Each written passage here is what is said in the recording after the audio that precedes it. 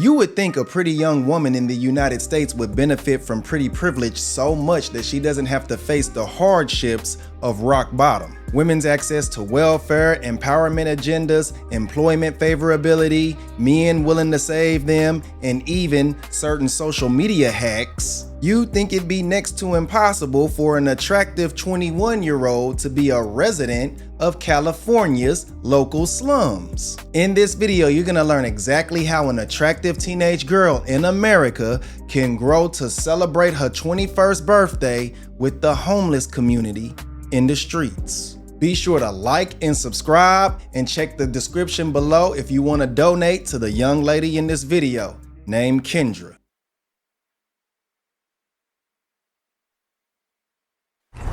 So we are here today in Garden Grove with Kendra. Kendra, are you originally from this area? I'm from Orange County, but Placentia originally. But I've been here for a little while. Over here on yeah, Beach and Garden Grove-ish. Yeah.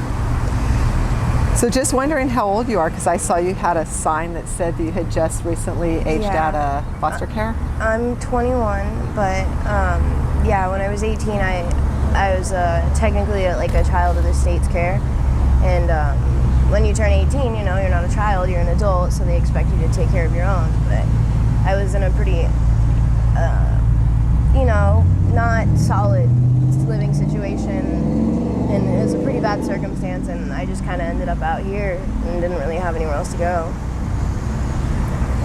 And how long have you been out here? Coming up on 4 years. Are drugs currently a part of your life? Yeah, sadly. What drugs do you use? I just honestly like whatever people have. I have been saying for like probably 6 months straight now, like how bad I want to get off of all of it, but it's so hard, you know, when you're just surrounded by it all. It's hard to get away from it. If you had a choice of drug, what was the drug that you'd want to do? Probably white, or like methamphetamine. Lord have mercy. Lord have mercy. I don't know if Kendra's parents are alive or not, but assuming they are, she was probably raised by a single mother and was taken by the state. I've encountered several women throughout my life that were trafficked as kids or abused by their parents. And 9 times out of 10, the main abuser or enabler of abuse was their mother. That razor blade necklace tells 1,000 stories, and those scars on her face have nothing to do with drug use. Or weed. Weed for sure. And how do you support your habit? How do you earn money? That was so hard for me to figure out when I first got out here, because like a lot of people, they'll go, or they like go in a store, you know, and they'll like fill up a bag and run out, but I tried that. I tried one time, I tried stealing chapstick from 7-Eleven, and I freaking got arrested, and they took me to jail for it, dude. There's people out here that are like beating old ladies up and shit, and like, they took me to jail for stealing chapstick. Wow. And so I can't steal from stores. I just paranoid myself out, and then they can tell by the... But I've always just kind of panhandled, honestly, flown a cardboard sign, and it doesn't make a lot, you know, as much as some people that go steal, but it gets enough to get me by most of the time, and that's all I'm not greedy. Do you ever earn enough or get enough to get a hotel room for the night? I occasionally do. I try really hard.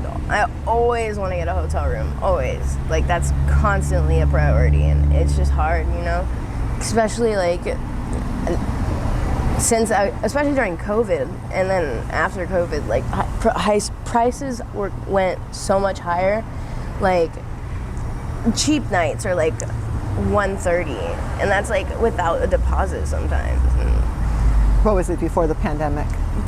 I was getting a hotel room for $75 a night without a deposit, and I knew the owner. We were on good terms, and I always paid, and I never fucked up the room, so you know, but that was like a more personal thing, you know. But even then, that wasn't that underpriced. How do you think she manages to get anywhere near $75 a day being homeless? I see acrylic nails, a burner phone, and hair coloring. I hope she's celibate, but I'm also sure she's celibate. And this is why I have a problem with the hedonistic side of the manosphere that will justify pay for play. Proper men sees every woman as a daughter of the community, and when she falls astray, you don't take advantage. Yes, I talk about Jezebels all day on this page, but my disdain is directed at their actions and the effect it has on the community. And nothing changes when I talk about men. It's the same thing.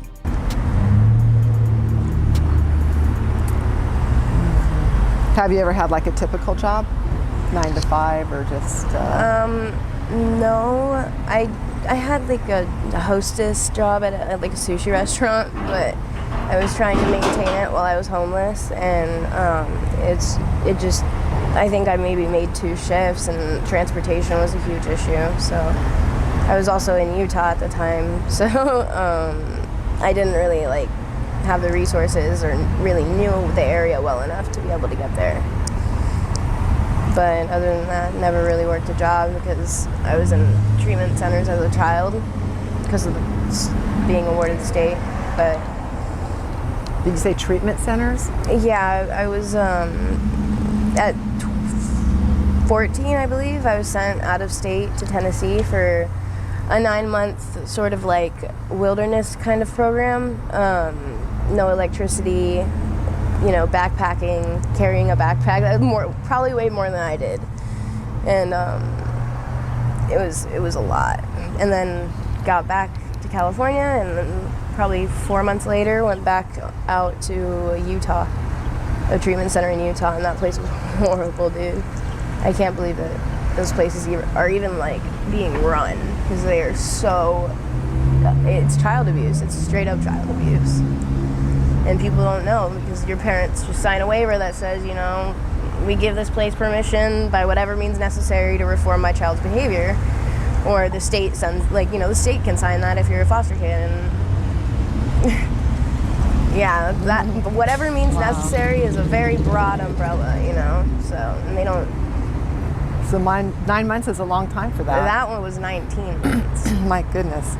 Yeah. I'm familiar with the program she's talking about, and yes, a lot of abuse goes on in those camps. Bad Baby That's me. was also sent off to one of those camps, and she had a similar experience of abuse. What that tells me is Kendra was in and out of foster care ever since she was an early teenager and never had any stability or proper love. Foster care parents are usually female, which is already a recipe for disaster for a traumatized, broken teenage child. This is why I say that America doesn't care about children, because we leave them in the care of the most incapable. Our society demonizes men and masculinity, which makes it rare to see male teachers, daycare workers, or foster parents. But the statistics prove that children are safer under men's care than they are under women's care. Regardless of what language you speak or where you from, you want to know one thing we all have in common? When someone refers to God, regardless of the religion, they always look upwards or point upwards. The same applies to children when they grow up horrible.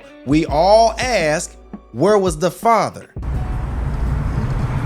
was a very long time. You know, I'm sure it's very dangerous out here. Yeah.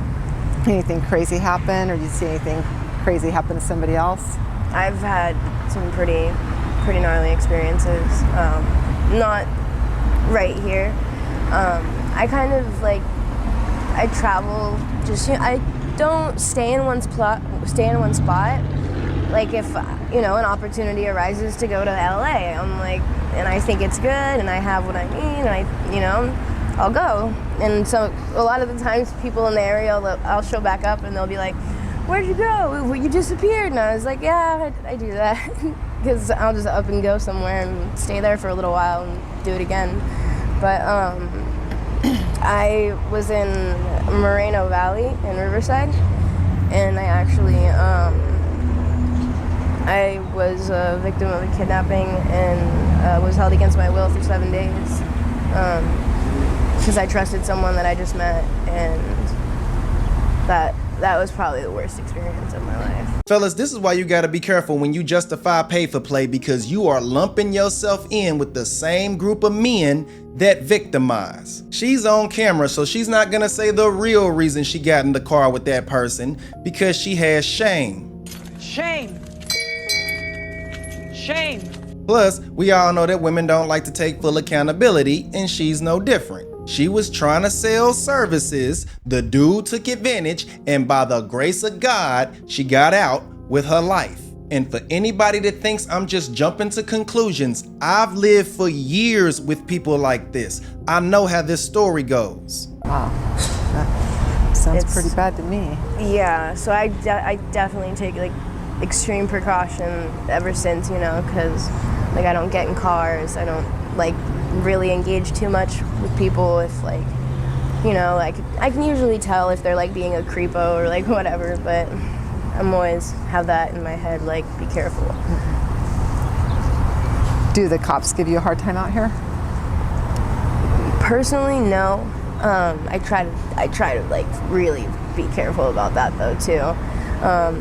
I don't have like a lengthy legal record. I've just got like that chapstick arrest and like a littering ticket, but I know they harass as many homeless people out there as they can, and it's honestly like sad, like that they go out of their way to like for usually absolutely like trivial manners, when there are people out there like that are getting kidnapped and trafficked, and like the cops didn't help me.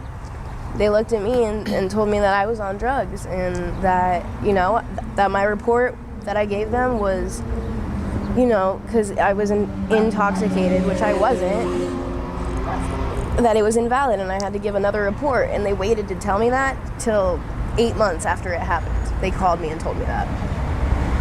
Unbelievable. Jeez. And so in the last couple years, have your belongings ever been stolen? Yeah. Daily, like, yeah. It's bad. It's really bad. I couldn't even count, honestly.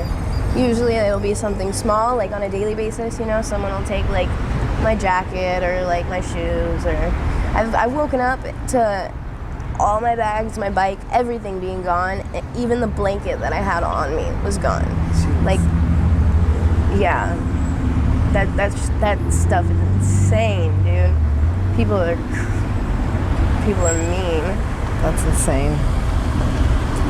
And then when you do that, so where do you guys get clothes? Is there somebody that comes out and like gives you or helps you out with like? Yeah. How does that work? There's especially in this area specifically, like under the bridge over there, by like the Garden Grove Inn and all right there. There's a decent amount of people, almost like every weekday. There's some sort of church group or, you know, like organization, nonprofit that will come by. At the very least, they'll give us like food.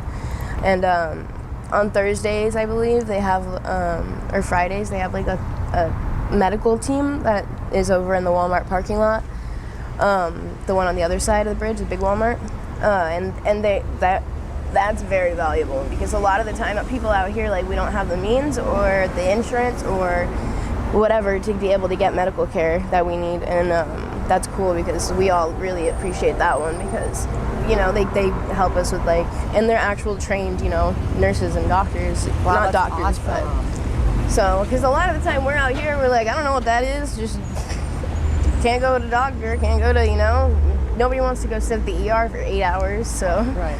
a lot of times people neglect their health, but there are some places, a lot of the times it's just people stealing, as much as that's not a good thing. I've never been you know, condoning theft or shoplifting of any kind, or stealing from your friends or people you know, but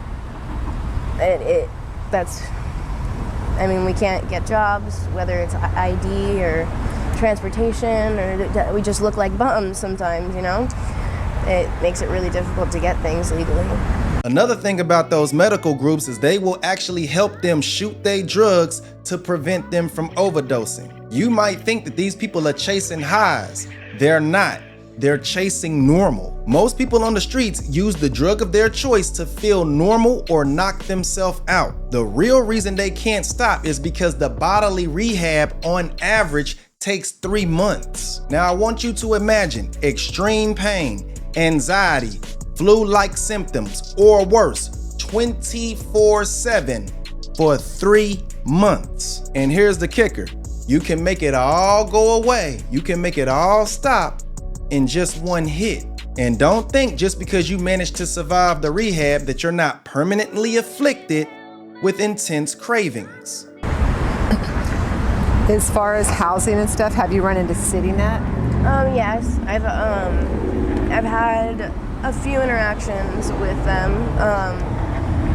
I've heard that, you know, the whole shelters, and that if you get on the shelter, you get on the basically fast pass to the housing. However, the only way, all the times that I've talked to them, the shelter that is open to all of the population is full, and they have another shelter that's like Santa Ana, and it's Santa Ana residents only. You have to have some sort of evidence, proof, tangible proof that you've lived in Santa Ana and have an address there. Otherwise, you have to like wave down a cop and like ask him if he can get you in there. Like, and I don't know about most people out here, but I don't think most of us want to be waving down cops and talking to them. Yeah. Just with all the harassment alone. And all the times that I've tried to get into the general population one, they've been full, and it's a waiting list, and the waiting list for housing, I think the wait time has gone up to like fucking a year and a half sometimes for some people. And like I understand, like they said there's not supposed to be homeless people past like 2025 or something. Like I've heard so many different years, but it's tough, you know, because there's a lot of us. There is. Yeah. And it is definitely like it's not, you know, just like an issue that we could just like shrug our shoulders and be like, well, it's just gonna be there forever. Like, I hope that's not what this fucking world does, you know, because I've met some people out here that are better human beings in their hearts and their personalities and their minds. Some that are more intelligent, more kind, and more caring than people I've met that own multi-million-dollar businesses. In every rock bottom community, you will always run into people who do not seem like they belong there. It reminds me of a girl named Egypt. I never knew her real name, but she was trafficked by her mom as a child. She was also young and pretty and one of the most hilarious women I have ever been around. Egypt lived a horror movie life, but could bring you to tears laughing in your worst of times, and was quick with it too. I remember that Egypt was in the process of getting her ass arrested and had the officers dying laughing. And where I'm from, that's something you don't never see. But unfortunately, Egypt died because, like Kendra, she tried to sell services to a client that ended up strangling her before doing the deed.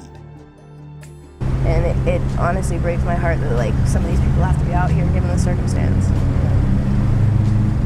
Yeah, hopefully they do something. So I heard that too, that the state, especially in LA, the new, I don't know who she is, she's getting everybody off the streets, that African-American woman. Mm-hmm. Yeah. I just seen, I saw it on the news actually a week ago, that they're just like showing up to like places they know that there's tents areas and stuff, and they're like just literally being like, look, you gotta go, we'll take you to a motel, help you with like whatever you need help with from there, housing, mental health, you know, drug addiction and counseling, and you know, well, so, like they tell them that like it's not like optional from what I could understand. And they went and you know, they got him a hotel room, they paid for it entirely. And the only issue that there was with that I heard that on the news was like this couple was in the Los Angeles Inn or something, and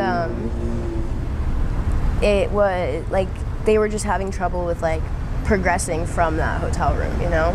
They wanted permanent housing, and they had been promised permanent housing and, you know, mental health counseling and all that, and some of those people have been there months and met with a mental health counselor once or not at all. And, you know, some people had been shown 1 or 2 apartments, but then when they said yes, because obviously you show any single one of us an apartment that's out here, I guarantee you it could be like the smallest little apartment, it could be this big, and you can't even put like all your bags down and still have room to sit, but like we would take it, you know, guaranteed. And they said that they were shown the place, immediately said yes, and that they were told that it wasn't available anymore. I love how these states have all the resources in the world for illegal immigrants, but none for their citizens. You don't find that suspicious? When this video was shot, there was illegals walking around with thousands of dollars worth of food stamps, yet this girl gets arrested for chapstick. You don't find that suspicious? Ain't California the same state that has Medi-Cal that they give to illegals for free? We have something that our health insurance system, it's called Medi-Cal, okay? Not medical, Medi-Cal. That is government-funded, free health insurance. As an illegal immigrant, you immediately qualify for Medi-Cal. You don't find that suspicious? I really hope that program, you know, I also understand the volume of people that they're having to deal with. Yeah. And the funds that they're working with is, you know, it's not economically possible to pull all people off the streets and give them all a place, you know. Yeah. And I realize that, but you know, I hope it moves forward more, and I hope it reaches this county. Yeah, for sure. That would be great. Yeah. And then lastly, if you could have any kind of like a dream job or something you're qualified for, what would you want to do?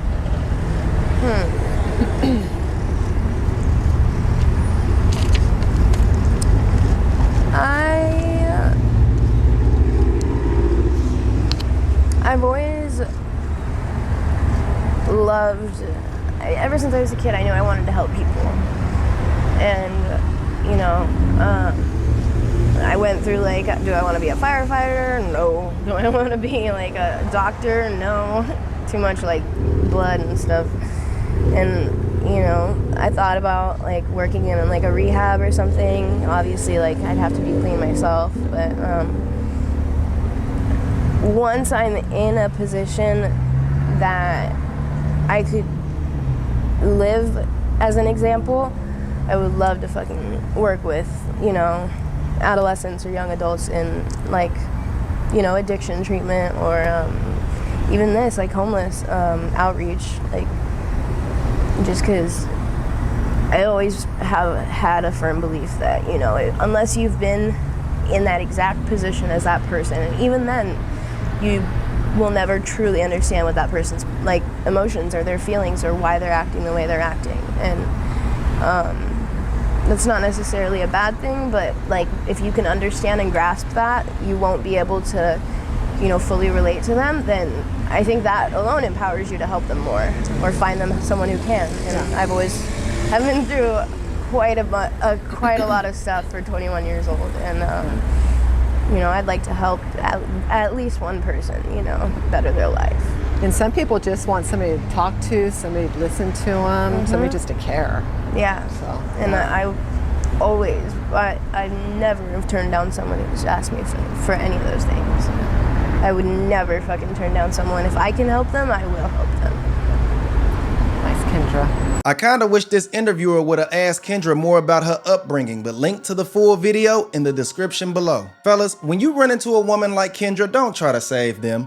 Kendra can only save Kendra. The best you can do is point them in the right direction, and if you're feeling generous, give them what you can afford to spare. Plenty of people tried to save Egypt, and she ran from every situation of stability, and I'm assuming that Kendra is the same. If you really want to help, like and share this video to spread awareness and start in your own household and your community being a proper man. The more proper men we have, the less Kendras and the less Egypts that we have to lose to the streets. And hopefully Kendra is still alive. Kendra is a product of a female-led household, and no one in a matriarchy is safe, even if they are pretty. My goal is to rebirth the manosphere into a movement of proper men that aims to set society right and bring back real masculinity. Not this current hedonistic movement of body dysmorphia, living just for money and running through women. Like, comment, share, subscribe, and I'ma holla at y'all next time. On Sunday, March 16th, 2025, officers from the Downers Grove Police Department stopped a vehicle on the 1300 block of Hughes Avenue in Downers Grove, an affluent village on the outskirts of Chicago, Illinois. This wasn't a routine traffic stop, nor did the person driving the vehicle commit any traffic violations. So why were they being stopped then? Well, the driver, 30-year-old Christina Formella, a high school teacher, had been the subject of an investigation that had been opened the day prior. The allegations? She allegedly assaulted one of her students and believed that she was in a relationship with him.